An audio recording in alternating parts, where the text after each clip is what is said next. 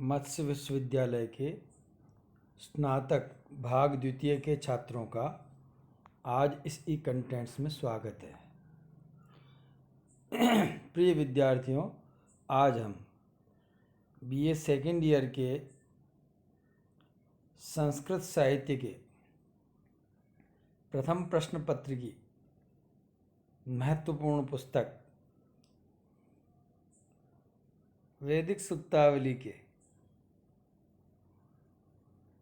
इंद्र सूक्त के प्रथम और द्वितीय मंत्रों का अध्ययन करेंगे। जैसा कि पूर्व में बताया जा चुका है कि ऋग्वेद में 10 मंडल है, इसलिए ऋग्वेद का एक नाम है दशतई।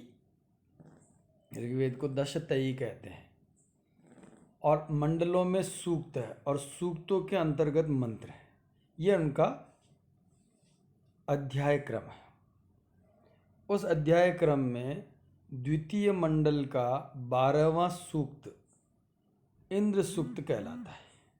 इसलिए इंद्र सूक्त के बाद 2.12 का अभिप्राय है द्वितीय मंडल का 12वां सूक्त, जो कि आपके पाठ्यक्रम में निर्धारित किया गया है।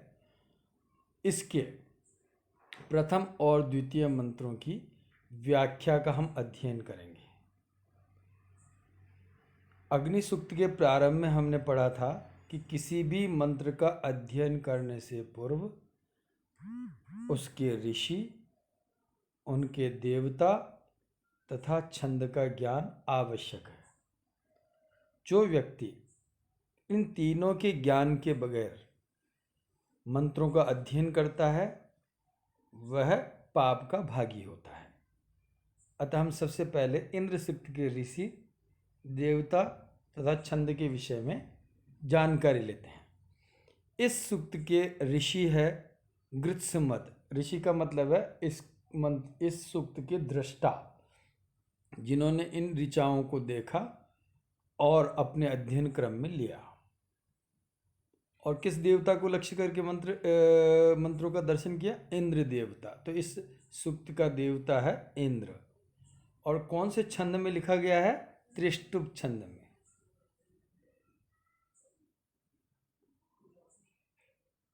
यह छंद गायत्री छंद से बड़ा छंद है, जो कि वार्णिक छंद है। मात्रिक नहीं, यानी मात्रा के आधार पर निर्धारित नहीं होता है, वर्णों की संख्या के आधार पर निर्धारित होता है। इसका लक्षण हम इस व्याख्या के अंत में देखेंगे। सबसे पहले हम लोग पहले मंत्र का अध्ययन करते हैं। तो पहले मंत्र का मैं वाचन कर रहा हूं। इससे पहले हम इंद्र के बारे में जान लें। इंद्र कौन है? ये अंतरिक्ष स्थानीय देवता है। 3 लोक है, पृथ्वी लोक, अंतरिक्ष लोक और ध्युलोक। पृथ्वी लोक का देवता, अधिपति देवता है अग्नि। अंतरिक्ष लोक का अधिपति है इंद्र और ध्युलोक का अधिपति है सूर्य। तो ये इंद्र जो है अंतरिक्ष स्थान का देवता, अंतरिक्ष लोक का देवता है। अंतरिक्ष का अभिप्राय है कि ध्युव तथा पृथ्वी के बीच का स्थान, उसको अंतरिक्ष कहा गया है। तो ये अंतरिक्ष स्थानीय देवता है और ये युद्ध का देवता है, क्योंकि वैदिक आर्य युद्ध प्रिय थे, इसलिए उनको युद्ध में जीत के लिए किसी देवता की स्तुति करना परम आवश्यक था। तो उन्होंने इंद्र को अपनी सारी स्तुतियां समर्पित की, जिससे कि वह युद्ध में विजयी हो सके। और इंद्र देवताओं का भी स्वामी है और वह देवताओं के स्वामित्व के आधार पर अनेकों युद्ध करता है तथा उसमें विजयी होता है। अब हम पहले मंत्र का अध्ययन करते हैं। यो जात एव प्रथमो मनस्वान् देवो देवान् क्रतुना पर्यभूषत् यस्य सुष्माद् रोदसी अभ्यसेतां रमणस्य मन्ना स जनास इंद्रः। एक बार पुनः मंत्र का वाचन कर रहा हूँ। यो जात एव प्रथमो मनस्वान् देवो देवान् क्रतुना पर्यभूषत् यस्य सुस्माद् रोदसी अभ्यसेतां नम्नस्य मन्ना स जना स इंद्रः। इस मंत्र में 18 पद है, कुल 18 पद है। उन 18 पदों को पद पाठ के द्वारा ज्ञात किया जा सकता है। इसलिए हम पद पाठ अर्थात संधि विच्छेद का अध्ययन करते हैं कि इस मंत्र का संधि विच्छेद किस प्रकार होगा, जो कि इस प्रकार है। यह जातः एव प्रथमः मनस्वान् देवः देवान् क्रतुना पर्यभूषत् यस्य सुष्मात् रोदसी अभ्यसेतां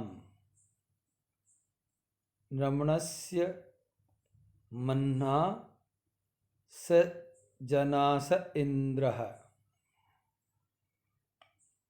एक बार पुनः पदपाठ इस प्रकार है।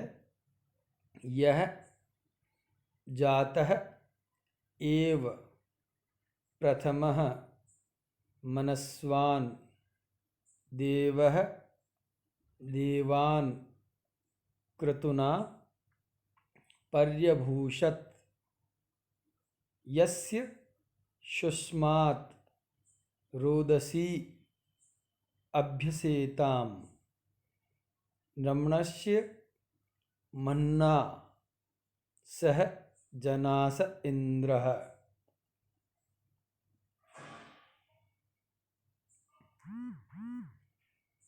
इन सभी 18 पदों पर मैंने संख्या का अंकन किया है।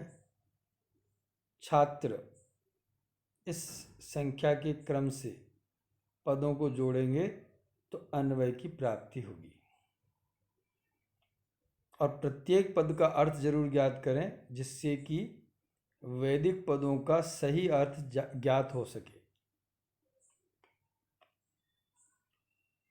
इस मंत्र का अन्वय इस प्रकार होगा।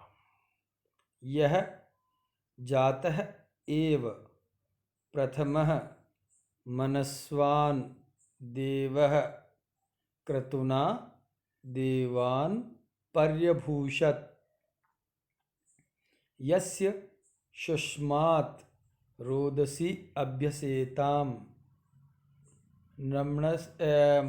नम्नस्य मन्हा जनासः स इंद्रः। एक बार पुनः अन्वय इस प्रकार होगा।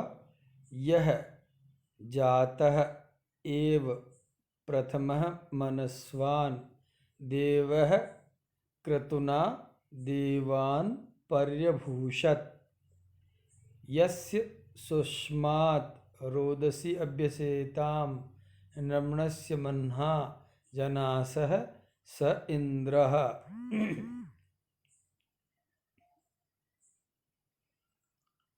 इस मंत्र का अर्थ इस प्रकार होगा। यह जिसने जातः एव उत्पन्न होते ही प्रथम सर्वप्रथम होने वाला, प्रथम यानी मुख्य हो गया, प्रधान हो गया, मनस्वान मनस्वी, देवः देव ने, क्रतुना अपने पराक्रममय कार्यों से, क्रतुना का अर्थ होता कार्यों से, कौन से कार्यों से? पराक्रम युक्त कार्यों से, देवान अन्य सभी देवताओं को पर्यभूषत अलंकृत किया, सभी ओर से अलंकृत किया। जिसने उत्पन्न होते ही प्रधान हो गया और उस मनस्वी देव ने अपने पराक्रममय कार्यों से अन्य सभी देवताओं को सभी ओर से सुशोभित किया, अलंकृत किया। यस्य सुष्मात् जिसके बल से, रोदसी द्युलोक तथा पृथ्वीलोक, अभ्यसेताम भयभीत रहते हैं, डरते रहते हैं, कांपते रहते हैं। नम्नस्य मनहा, जो नम्न कहते हैं सेना, जो सेना के बल से युक्त है, अथवा नम्नस्य का अर्थ होता नेता, जो नेतृत्व की महिमा से युक्त है। जनास, हे दैत्यों, हे असुरों, स इंद्र, वह इंद्र है, वही इंद्र है।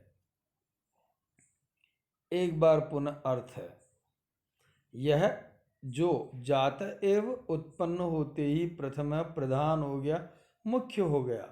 मनस्वान देव है, जो मनस्वी देवता ने देवान अन्य देवताओं को क्रतुना अपने पराक्रममय कार्यों से पर्यभूषित सभी ओर से अलंकृत किया।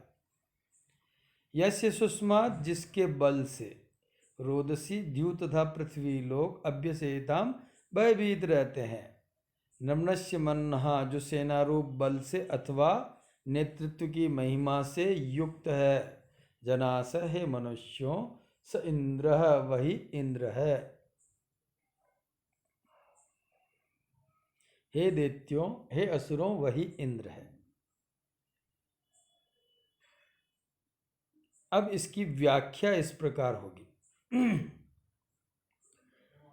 कि इस सूक्त के ऋषि को न गृत्समद ऋषि इंद्र के समान रूप व शरीर वाले हैं, अतः इंद्र समझकर उन्हें मारने वाले दैत्यों के प्रति उनका कथन, यानी इंद्र को मारने के इच्छुक दैत्यों ने इंद्र जैसे दिखाई देने वाले गृत्समद ऋषि को पकड़कर उन्होंने मारना चाहा।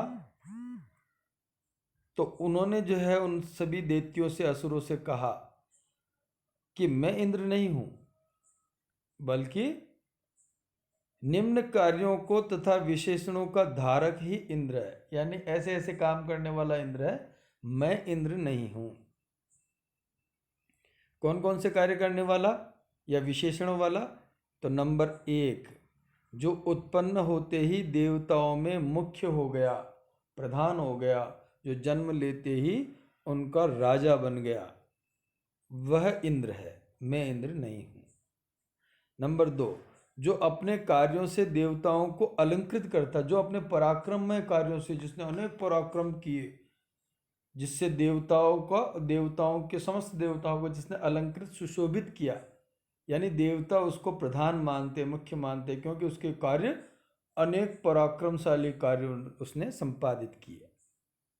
नंबर 3, जिसके बल से द्यू तथा पृथ्वी लोग कांपते रहते हैं,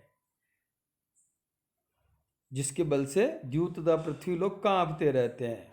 चौथा, जो नेतृत्व की महिमा से संपन्न है, यानी सभी का नेतृत्व करने वाला है। तो इस प्रकार के कार्यों को करने वाला ही इंद्र है, मैं इंद्र नहीं हूं। अतः आप किसको मारना?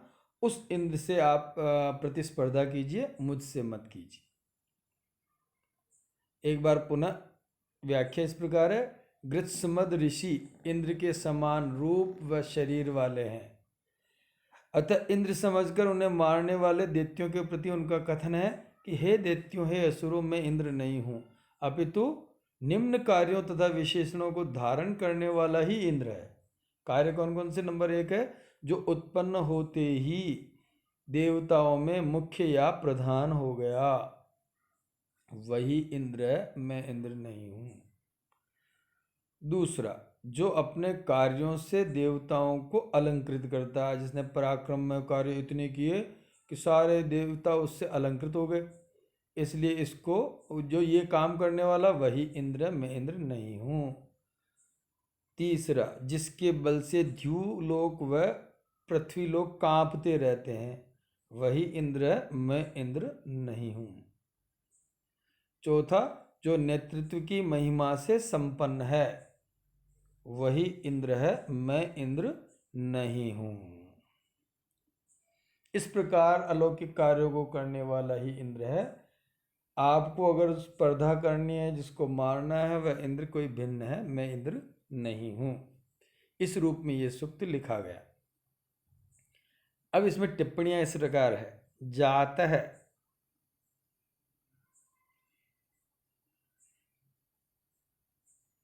जात में जन धातु उत्पन्न होना प्लस कृतय प्रत्यय, इससे जात पद बनेगा प्लस प्रथमा का एक वचन। एव, यह निश्चयार्थक निपात है। इसका अर्थ होगा ही। इसका अर्थ क्या है? ही मतलब निश्चयार्थक, यानी वास्तव में ऐसा ही। देवान, देव पद की जो निर्वचन दिया यास्क ने, दानात्वा अर्थात जो दान देते रहते हैं, प्रतिदान में कुछ भी नहीं लेते हैं। दीपनात्वा जो चमकते रहते हैं। द्योतनात्वा जो दूसरों को प्रकाशित करते हैं, उनको देव कहते हैं। देव शब्द से द्वितीया के बहुवचन में बनेगा देवान। मनस्वान, मनस धन मतु प्रत्यय, मन वाला, स्वाभिमानी, तो मनस्वत शब्द बनेगा और उसमें प्रथमा के एकवचन में बनेगा मनस्वान।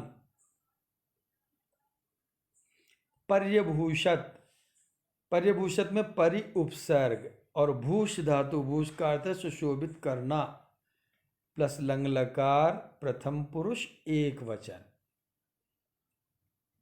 शुष्मात, शुष जलाना अर्थ वाली धातु है, उसमें मन प्रत्यय करेंगे तो सूक्ष्म शब्द बनेगा।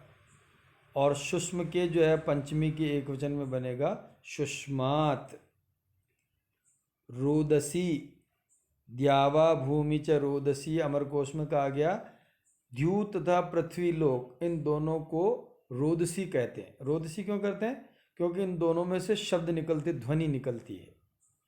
रुद धातु रुलाना, इसको जो है संस्कृत में कहा गया रोने वाले या रुलाने वाले, इसलिए रुद धातु से असुन प्रत्यय करके रोदस शब्द बनेगा और रोदस के प्रथमा विभक्ति के द्विवचन में बनेगा रोदसी।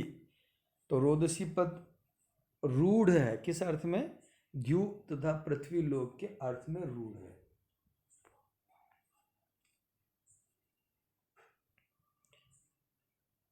अब है अभ्यसेताम, व्यस धातु जिसका अर्थ है कांपना, प्लस लंग लकार प्रथम पुरुष द्विवचन। जनासह, जनाह लौकिक संस्कृत में बनेगा जनाह, वैदिक संस्कृत में बनेगा जनासह, तो इसलिए इसको ऐसे लिखेंगे टिप्पणी में जनाह का वैदिक रूप। अब आ गया इंद्र पद। इंद्र पद का अर्थ क्या हो गया? इराम दारयति इति इंद्र है। इरा कहते अन्न को, दारयति यानी भेदित करने वाला। इंद्र अन्न को तोड़ने वाला इंद्र कहलाता। अन्न को तोड़ता कैसे है कि ऊपर जो अंतरिक्ष में जल जो है ठोस बर्फ के रूप में रहता है, इंद्र बिजली के द्वारा उन बर्फ के जो बड़े बड़े खंड होते हैं उनको खंडित कर देता है, तोड़ देता है। तो उससे क्या होता है कि वो वायु के संपर्क में आके पानी की बूंदों के रूप में हो जाते हैं, पृथ्वी पे आ जाते हैं। और पृथ्वी पे वो पानी जब आता है तभी धान्य, अन्न इत्यादि उत्पन्न होते हैं। इसलिए अप्रत्यक्ष रूप से अन्न का जो मूल कारण है वो भी अन्न है, यानी जल ही अन्न है। तो उस जल के बड़े बड़े बर्फ खंडों को तोड़ने के कारण उसका नाम पड़ गया इंद्र। इराम कहते हैं अन्न को, दारयति यानी तोड़ने वाला, वह इंद्र है ना। तो इसके टिप्पणी का अर्थ इसलिए किया कि अन्न यानी जल को भेदित करने, भेदित यानी तोड़ने वाला, होने वाला देवता कौन है? इंद्र है, इसलिए उसका नाम क्या पड़ा? इंद्र। तो इरा कहते हैं अन्न को, द्र मतलब तोड़ने वाला, उसको इंद्र कहते हैं। अब विशेष टिप्पणियां इसमें इस प्रकार होगी। नंबर 1 विशेष टिप्पणी है कि इंद्र ऋग्वेद का सर्वाधिक महत्वपूर्ण देवता है। ऋग्वेद के सर्वाधिक सूक्तों यानी 250 सूक्तों में इंद्र की स्तुति की गई है। मुख्यतः इंद्र युद्ध का देवता है। वैदिक आर्य युद्ध प्रिय थे, अतः इंद्र की लोकप्रियता में सर्वाधिक वृद्धि हुई, इसलिए सबसे ज्यादा सूक्त इंद्र के माने गए। दूसरा विशेष टिप्पणी, इस सूक्त की रचना के संबंध में आचार्य सायण ने 3 आख्यान प्रस्तुत किए हैं, जिसके अनुसार गृत्समद ऋषि ने तपस्या के प्रतिफल में इंद्र जैसा सुंदर व बलिष्ठ शरीर प्राप्त किया। इंद्र के शत्रु दैत्यों ने उन्हें इंद्र समझकर मारने लगे। उस समय उन्होंने इस सूक्त की रचना करते हुए कहा कि हे दैत्यों, मैं इंद्र नहीं हूँ, अपितु निम्न शौर्यमय कार्य करने वाला ही इंद्र है। इस रूप में इस सूक्त की रचना हुई।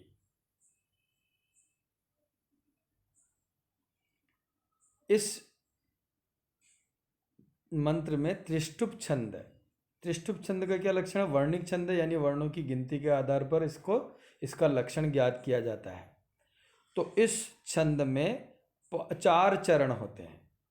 प्रत्येक चरण में 11-11 वर्ण होते हैं, तो कुल मिलाकर के 44 वर्ण होते हैं। अगर 44 वर्ण किसी मंत्र में है तो उसमें त्रिष्टुप छंद माना जाएगा। तो इसमें त्रिष्टुप छंद है। दूसरा मंत्र इस प्रकार है, जिसका वाचन कर रहा हूं मैं, ध्यान से सुनिए। यह पृथ्वीं व्यथमानाम दृंहत, यह पर्वतान प्रकुपितान अरमणात्, यो अंतरिक्षम विममे वरीयो, यो ध्यामस्तभ्नात् सजनास इंद्रः। एक बार पुनः मंत्र इस प्रकार है। यह पृथ्वीं व्यथमानाम दृंहत, यह पर्वतान प्रकुपितान अरमणात्, यो अंतरिक्षम विममे वरीयो, यो ध्यामस्तभ्नात् सजनास इंद्रः। इसमें कुल 18 पद है इस मंत्र में, जो कि पद पाठ के द्वारा ज्ञात किए जा सकते हैं। तो पद पाठ इस प्रकार है। यह पृथ्वीं व्यथमानाम अदृंहत, यह पर्वतान प्रकुपितान अरमणात्,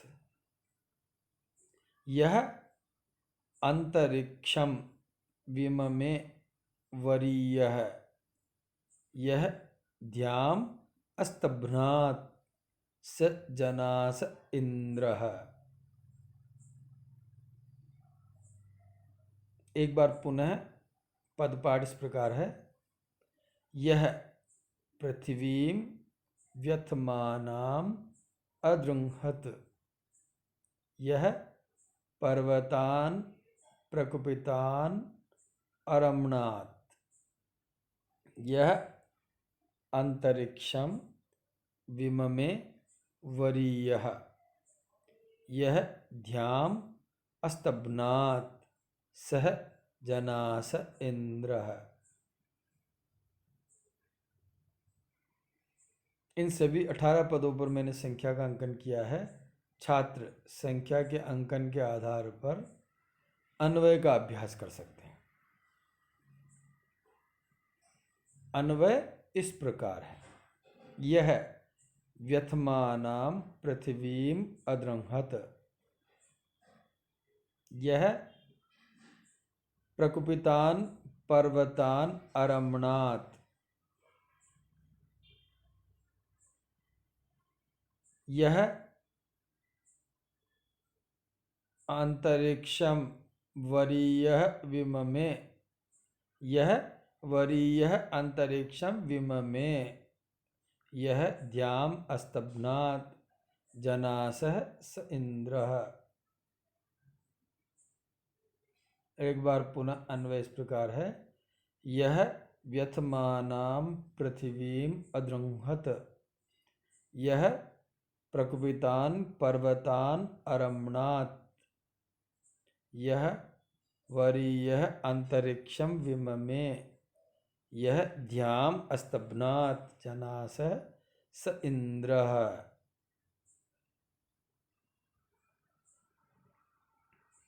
इन सभी पदों पर मैंने संख्या का अंकन किया है। छात्र इस क्रम में पदों को जोड़ेंगे तो अन्वय की प्राप्ति होगी। तो अन्वय का अभ्यास कर सकते हैं।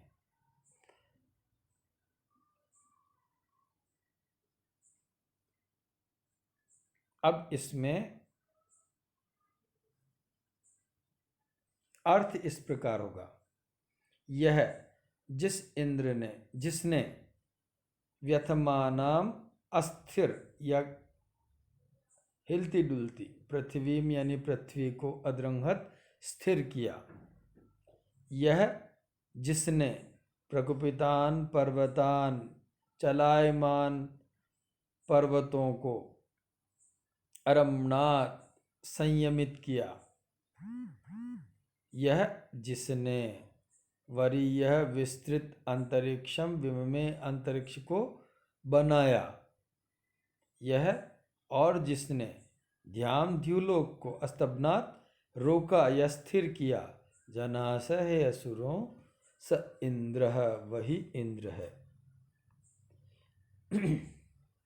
एक बार पुनः अर्थ इस प्रकार है, जिसने अस्थिर पृथ्वी को स्थिर किया, जिसने चलायमान पर्वतों को संयमित किया, जिसने विस्तृत अंतरिक्ष को बनाया, जिसने द्युलोक को रोका या स्थिर किया। हे मनुष्यों, हे असुरों, वही इंद्र है, मैं इंद्र नहीं हूँ। इसकी व्याख्या इस प्रकार है। गृत्समद ऋषि का कथन है कि हे असुरों, मैं इंद्र नहीं हूँ, अपितु ब्रह्मांड के निम्न लोकों को नियंत्रित करने वाला ही इंद्र है, जो कि इस प्रकार है। क्या है? पहला, जिसने हिलती हुई पृथ्वी को स्थिर किया। नंबर 2, जिसने चलायमान या उड़ने वाले पर्वतों को एक ही स्थान पर स्थिर किया। तीसरा, जिसने विस्तृत अंतरिक्ष को बनाया है। चौथा, जिसने द्युलोक को सुदृढ़ किया है। ऐसे काम करने वाला ही इंद्र है, मैं इंद्र नहीं हूँ। एक बार पुनः व्याख्या इस प्रकार है। गृत्समद ऋषि का कथन है कि हे असुरों, मैं इंद्र नहीं हूँ, अपितु ब्रह्मांड के निम्न लोकों को नियंत्रित या नियमित करने वाला ही इंद्र है। क्या क्या किया उसने ब्रह्मांड में? नंबर 1, जिसने हिलती हुई पृथ्वी को स्थिर किया है। नंबर 2, जिसने चलायमान या उड़ने वाले पर्वतों को एक ही स्थान पर स्थिर किया है। नंबर 3, जिसने विस्तृत अंतरिक्ष को बनाया है। नंबर 4, जिसने द्युलोक को सुदृढ़ किया है। वही इंद्र है, मैं इंद्र नहीं हूँ। टिप्पणियाँ इस प्रकार है। व्यथमानाम, व्यथमानाम में क्या होगा? व्यथ धातु अस्थिर होना प्लस शानच प्रत्यय प्लस टाप प्रत्यय, 2 प्रत्यय, स्त्रीलिंग में टाप प्रत्यय, ऐसे शानच प्रत्यय। इससे शब्द बनेगा व्यथमाना। व्यथमाना के रूप चलेंगे तो द्वितीय के एक वचन में बनेगा व्यथमानाम। अद्रंहत, दृंह धातु स्थिर करना प्लस लंग लकार प्रथम पुरुष एक वचन। प्रकुपितान, प्र उपसर्ग कुप धातु कंपित होना प्लस कतय प्रत्यय। इससे शब्द बनेगा प्रकुपित प्लस द्वितीय का बहुवचन। पर्वतान, पर्ववान पर्वतः। पर्वत किसको कहते हैं? जो पोरों वाला होता है उसको पर्वत कहते हैं। तो पर्वत के शब्द के द्वितीय के एक वचन में बनेगा पर्वतान। वरीयः, उरु शब्द है जिसका अर्थ है विस्तृत होना प्लस ईयसुन प्रत्यय। इससे बनेगा वरीयस प्लस प्रथमा का एक वचन। इससे बनेगा वरीयः। अरमणात, रम धातु उपरमण होना प्लस लंग लकार प्रथम पुरुष एक वचन। विममे, वि उपसर्ग माँ धातु माँ का अर्थ निर्माण करना प्लस लिट लकार प्रथम पुरुष एक वचन। अस्तभनात, स्तंभ धातु रोकना प्लस लंग लकार प्रथम पुरुष एक वचन। इस मंत्र में छंद वही है त्रिष्टुप छंद, जिसका लक्षण हमने पढ़ा है। 4 चरण होते हैं, प्रत्येक चरण में 11-11 वर्ण होते हैं, कुल 44 वर्ण होते हैं। अब छात्रों के लिए गृह कार्य। पहला प्रश्न, त्रिष्टुप छंद का लक्षण लिखिए। नंबर 2, इस इंद्र सूक्त के विषय में कौन सा आख्यान है, लिखो। नंबर 3, इंद्र ने किन लोगों को नियंत्रित किया। नंबर 4, इंद्र के बल से कौन से लोग कांपते हैं। नंबर 5, निम्न पदों की व्याकरण लिखिए। जो अभी आज की व्याख्यान में मैंने दी है, उन पदों की व्याकरण आप उसको सुनकर लिख सकते हैं। पर्यभूषत, रोदसी, अभ्यसेताम, इंद्रः, व्यथमानाम, विममे, अरमणात्। नंबर 6, मंत्र संख्या 2 की ससंदर्भ व्याख्या कीजिए।